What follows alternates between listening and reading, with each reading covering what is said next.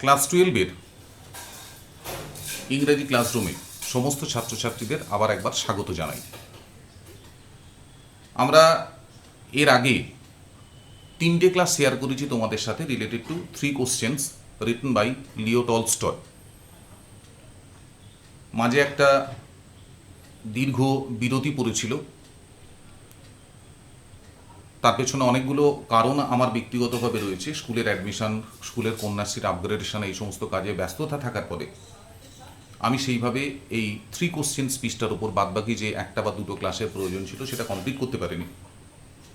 আজকে আমি সেই ক্লাস তোমাদের সঙ্গে শুরু করছি। আমরা স্টোরির যে জায়গায় দাঁড়িয়েছিলাম সেটা হচ্ছে the jar had already mate the hermit. He has already asked his questions, whose answer he wants to get from the Tsar, from the hermit. But in the meantime, in the midst of their conversation, a third person appears in the story, a bearded man, who was extremely wounded. So both the Tsar and the hermit, forgetting their own interest, forgetting their own self,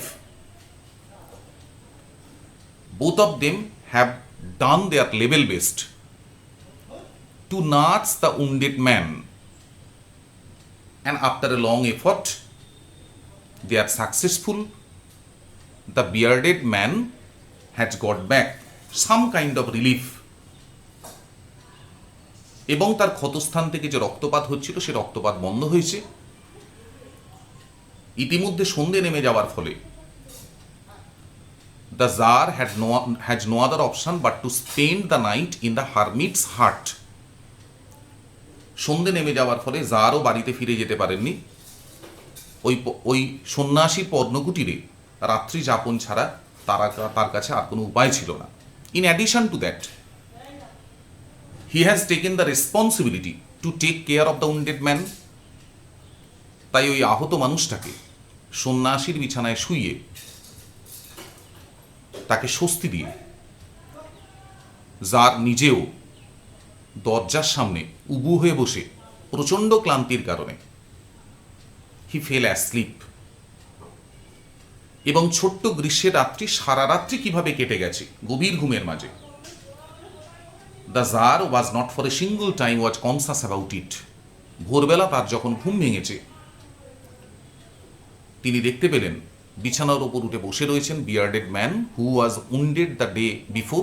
আগের দিন যিনি আহত হয়েছিলেন তিনি জারের দিকে ঐকান্তিকভাবে তাকিয়ে রয়েছেন, এবং জার যখন তার দিকে তাকালেন, the wounded man asked for forgiveness from the jar.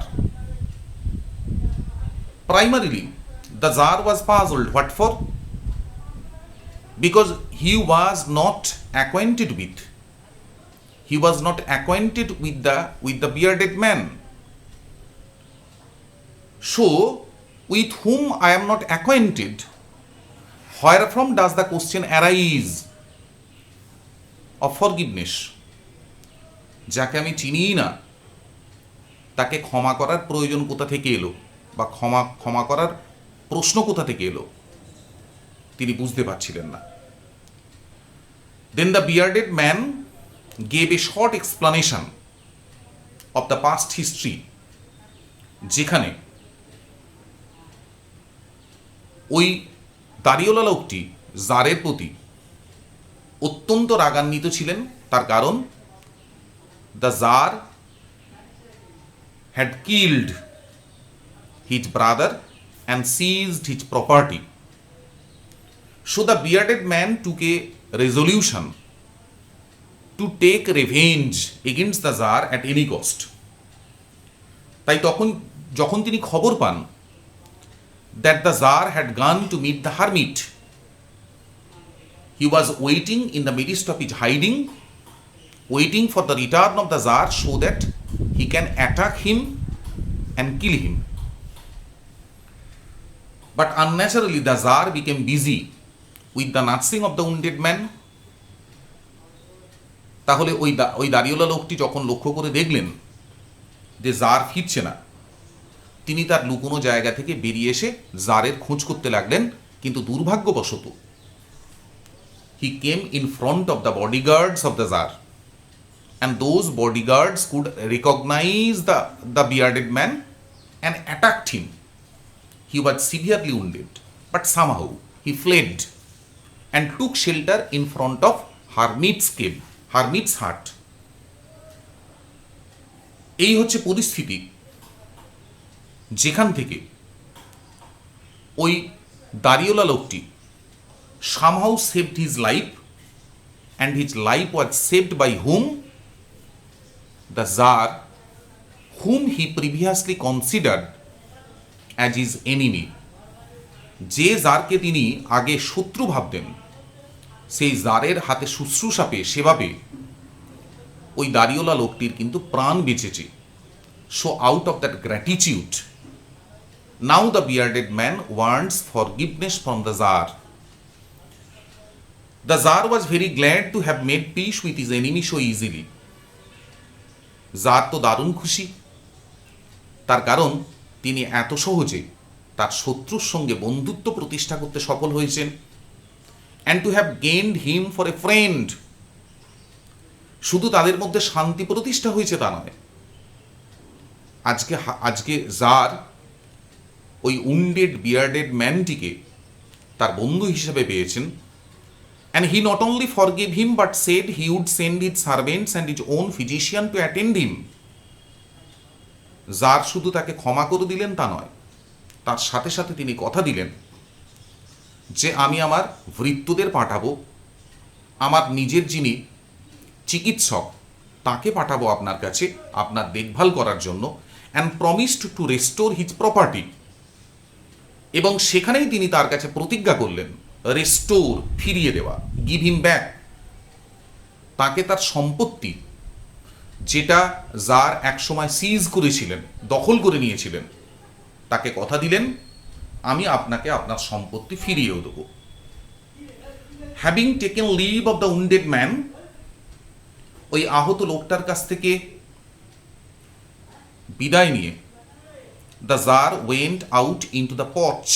পর্চ মানে হচ্ছে বারান্দা, ছোট্ট যে বারান্দা, সে বারান্দায় বেরিয়ে এলেন. And looked around for the hermit. এবং চারদিকে খুঁজতে লাগলেন সন্ন্যাসীকে. Before going away he wished once more to beg an answer to the questions he had put. তার কারণ চলে যাওয়ার আগে জারের ইচ্ছে ছিল যে আর একবার শেষবারের মতো হারমিটের কাছে প্রশ্নের উত্তরগুলো জানতে চাইব. The hermit was outside on his knees sowing seeds in the beds that had been dug the day before. Sow, বীজ বপন করা. তা দেখলেন সন্ন্যাসী বাইরেই রয়েছেন, সেই জমিতে তিনি বীজ বপন করছেন, যে জমি আগের দিন কুপনো হয়েছিল. The tsar approached him and said. Tsar তার দিকে এগিয়ে গেলেন এবং বললেন for the last time I pray you to answer my questions wise man.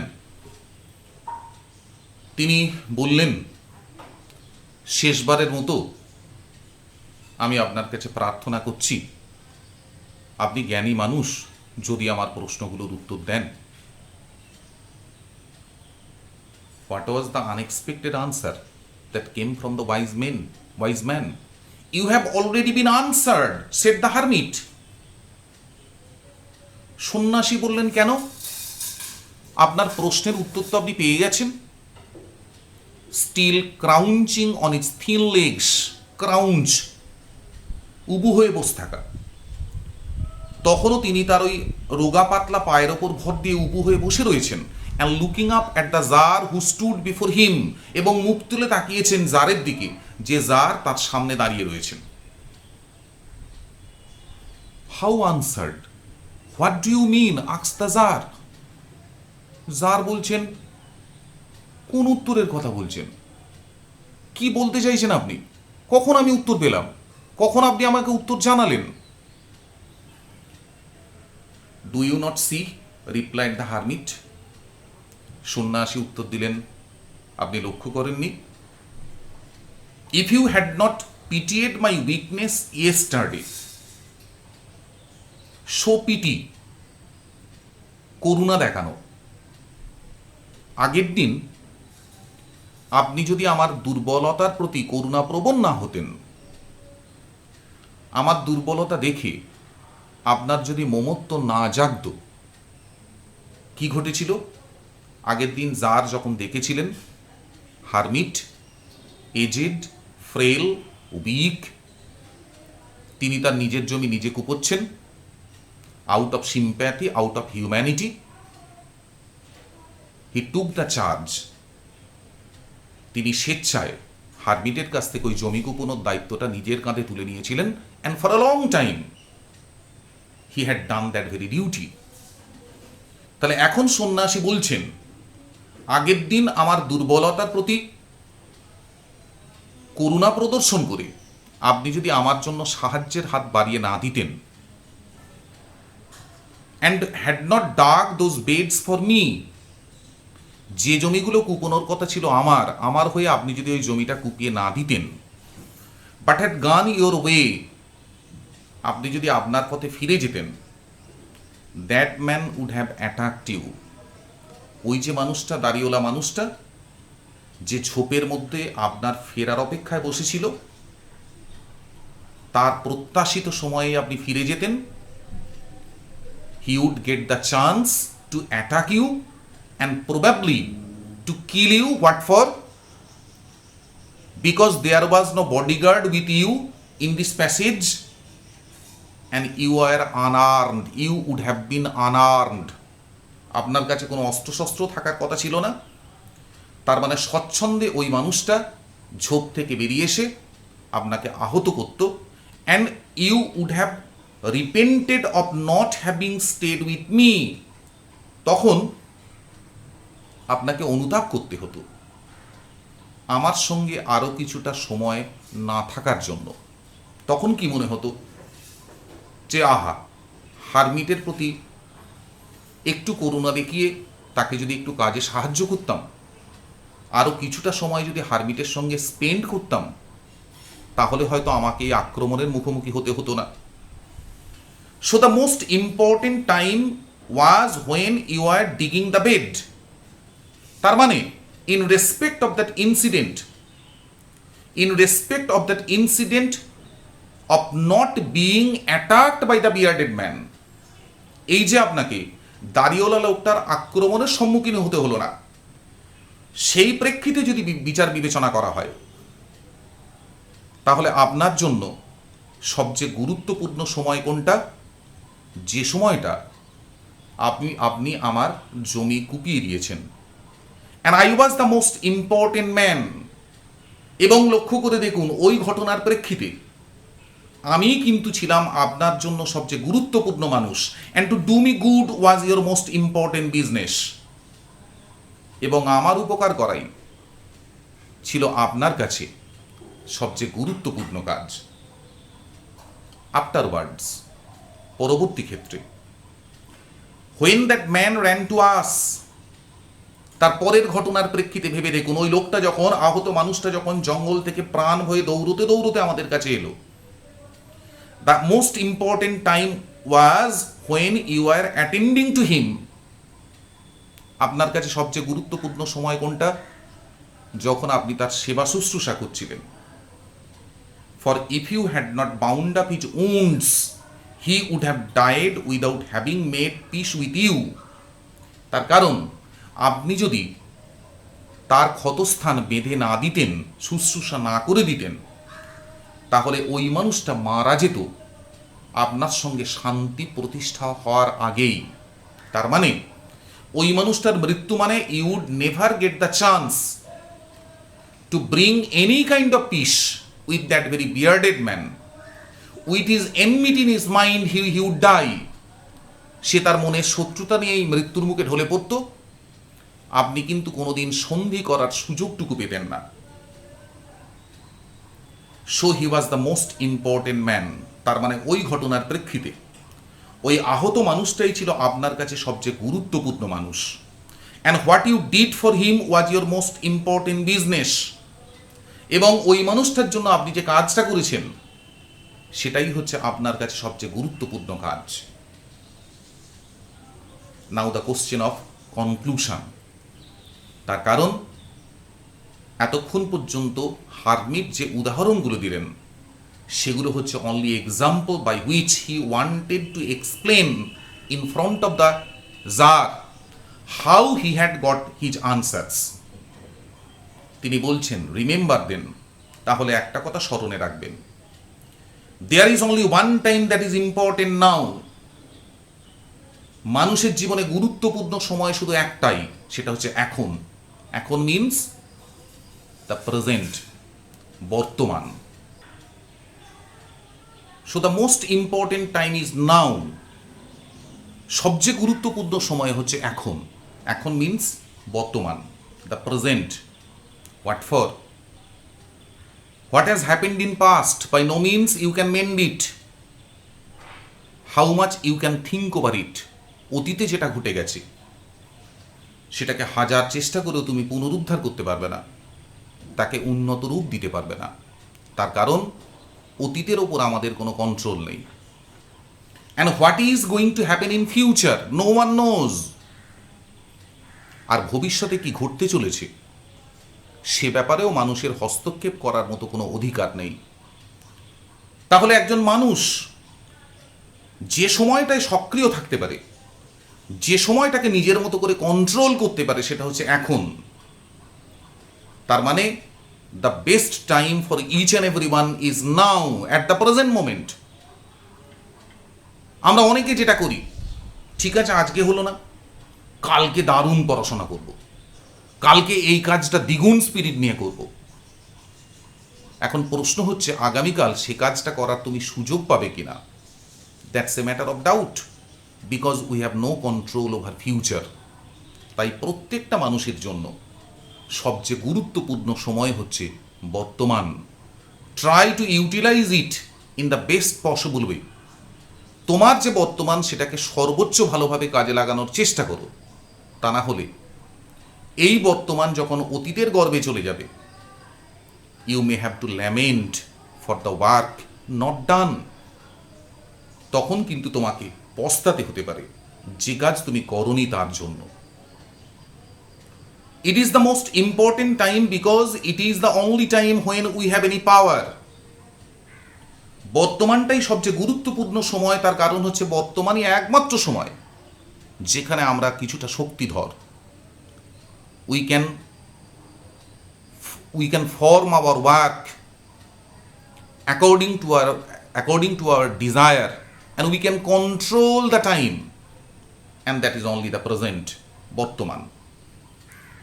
The most necessary man is he with whom you are. এবং সবচেয়ে গুরুত্বপূর্ণ লোক তোমার জন্য কে? যার সঙ্গে তুমি আছো, যে তোমার সামনে রয়েছে, সেই হচ্ছে তোমার জন্য সবচেয়ে গুরুত্বপূর্ণ সময়, সবচেয়ে গুরুত্বপূর্ণ মানুষ। For no man knows whether he will ever have dealings with anyone else. তার কারণ কেউ বলতে পারে না ভবিষ্যতে কোনো মানুষের সঙ্গে তার আর কোনো দেখা সাক্ষাৎ বা কাজ কারবারের প্রশ্ন আসবে কিনা। তার কারণ আমরা সবাই জানি, by no means future can be controlled. We can plan a lot, but it may be that future will never come. আমরা প্রচুর ভবিষ্যতের পরিকল্পনা করতে পারি, কিন্তু আমরা এটাও জানি সে ভবিষ্যৎ আমার জীবনে কোনোদিন সত্যি নাও হতে পারে। তার মানে তোমার সামনে যে রয়েছে, বর্তমানে তোমার সামনে যে রয়েছে, সেই মানুষটি জেনে রাখবে তোমার জন্য সবচেয়ে গুরুত্বপূর্ণ মানুষ।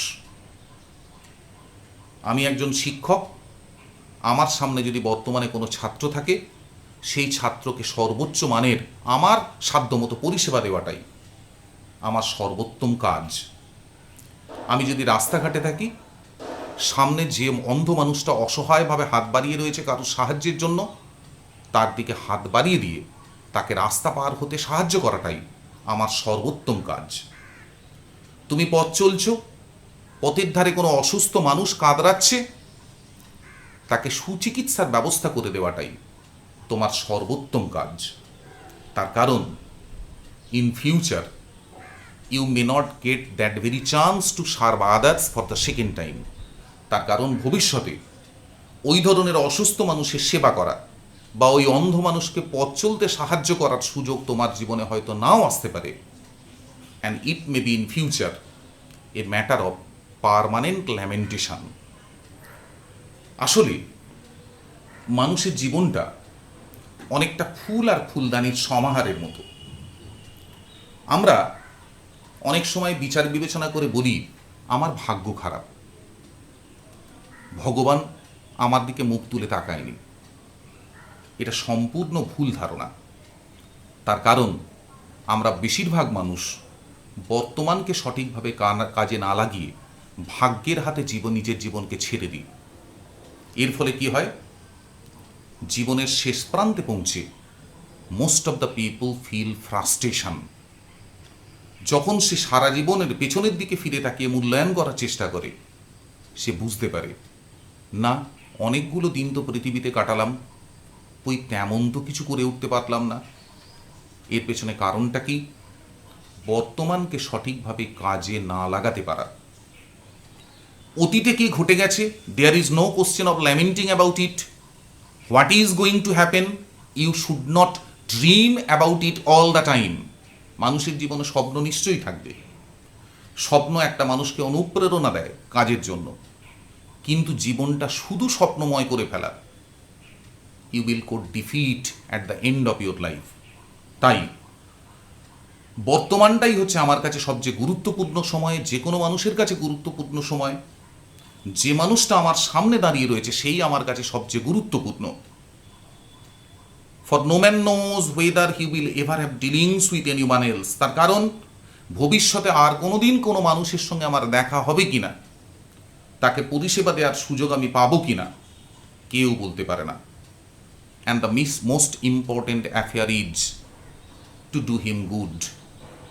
এবং আপনার জন্য সবচেয়ে গুরুত্বপূর্ণ কাজ হলো যে মানুষটা আপনার সামনে দাঁড়িয়ে রয়েছে তার উপকার করা। Because for that purpose alone was man send into this life. তার কারণ কেবলমাত্র সেই উদ্দেশ্যেই সর্বশক্তিমান সৃষ্টিকর্তা, তার নাম ভগবান হতে পারে, আল্লাহ হতে পারে, গড হতে পারে, তিনি আমাদেরকে এ পৃথিবীতে পাঠিয়েছেন অন্যের উপকারে কাজে লাগার জন্য। তার মানে when you are selfish, actually you are destroying your own life. When you are thinking only about himself, when you are desiring to get only good for yourself, don't forget you are living in fool's paradise. তুমি জীবনে কোনোদিন শান্তি পাবে না, স্বস্তি পাবে না, কোনো ধরনের তৃপ্তি তোমার কাছে চিরকাল অধরা থাকবে। তাই try to do something for others whenever you will get the chance to do it. আর বর্তমানকে সর্বোচ্চ ভালোভাবে কাজে লাগানোই হচ্ছে আমাদের একমাত্র লক্ষ্য। সেই লক্ষ্যে বর্তমানটাকে যত সুন্দরভাবে কাজে লাগাতে পারা যায়, try to do it for yourself. এবং আমরা বাঁচব প্রত্যেকের জন্য, একে অপরের জন্য। Then only someone can get some meaning of life. আমি বলছিলাম মানুষের জীবনটা হচ্ছে হাতে তুলে দেওয়া একটা ফুলদানি আর কিছু ফুলের মতো। এখন ওই কম্বিনেশন, কেউ হয়তো সুন্দরভাবে ফুলগুলোকে ফুলদানির মধ্যে গুঁজে রেখে একটা সুদৃশ্য ছবি তৈরি করতে পারে, আবার কেউ অনাদরে ওই ফুলগুলোকে কুঁচিয়ে ডাস্টবিনে ফেলে দিতে পারে।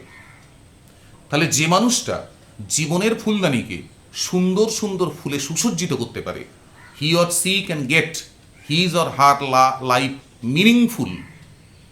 আর যারা অনাদরে সেই সুন্দর সুন্দর ফুলগুলোকে পায়ে মারিয়ে যেতে অভ্যস্ত, ছিঁড়ে চারদিকে ছড়িয়ে দিতে অভ্যস্ত, they will never be able to get any kind of meaning of life. And this is the true definition of life itself, which we all can learn out of the answer, out of the explanations provided by the hermit to the Tsar. গল্পটা অত্যন্ত রূপকধর্মী হতে পারে, অনেক দিন আগে লেখা গল্প, কিন্তু ভালো করে ভেবে দেখো, the story and the lessons that we can learn out of the story is until now 100% relevant for all of us. Text শেষ হলো। এরপরে টেক্সটের যে পার্টটা আমাদের চলছে সেটা হচ্ছে নাটক, দ্য প্রপোজাল, যেটা শতাব্দী ম্যাডাম ক্লাস নিচ্ছেন। ওই নাটকটা কমপ্লিট হলেই আমাদের ক্লাস 12-এর ইংরাজির টেক্সট পার্ট কমপ্লিট হবে। তাহলে এরপর তোমাদের কাছে যেটা অনুরোধ, এই টেক্সটগুলো পড়ার পর তোমরা কোনো ধরনের প্রশ্ন উত্তর করতে গিয়ে যদি সমস্যায় পড়ো বা কোনো ধরনের প্রশ্নের উত্তর যদি তোমরা চাও out of the total টেক্সটস, pros, poetry, drama, যে কোনো পিস থেকে যে কোনো ধরনের ছোট বড় প্রশ্নর যদি উত্তর তোমাদের প্রয়োজন হয়, তার ব্যাখ্যা যদি তোমরা চাও, তোমরা ইউটিউব চ্যানেলে এই ভিডিওর নিচে তোমরা তোমাদের প্রশ্নগুলোকে পোস্ট করবে। তাহলে যদি দেখা যায় এইভাবে বিভিন্ন পিস থেকে 2, 3, 4টে প্রশ্ন এসেছে, তাহলে আমরা পরবর্তী ক্ষেত্রে প্রাথমিকভাবে প্রশ্নগুলোর কি উত্তর হতে পারে সেই নিয়ে বিস্তৃত আলোচনা করব এবং তার সাথে একটা sample note which easily you can use to give answer in the exam hall, আমরা সেটাও কিন্তু তোমাদেরকে প্রোভাইড করব থ্রু আওয়ার চ্যানেল। তাহলে আশা করি এর পরবর্তী ক্ষেত্রে বিভিন্ন ধরনের পিস থেকে, ইংরাজির বিভিন্ন ধরনের পিস থেকে বিভিন্ন ধরনের প্রশ্ন তোমরা জিজ্ঞেস করবে আমাদেরকে ইন রিটন ফর্ম। আমরা সেই প্রশ্নগুলোর যা আলোচনা করার দরকার for your proper understanding, primarily সেই আলোচনাটা আমরা এইভাবে ক্লাসের মাধ্যমে নেব। তারপরে in addition to that we will provide you the probable written answer of the question. আজকের মতো এইটুকুই। Thank you all for attending the e classroom.